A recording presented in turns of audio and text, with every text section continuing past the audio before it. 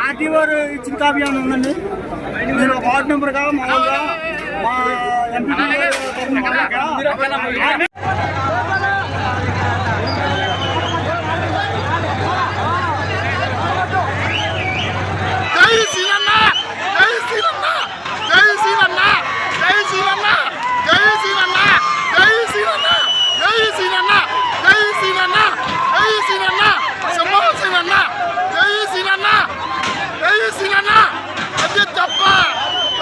చెప్పండి ఎంత ఉంటుంది.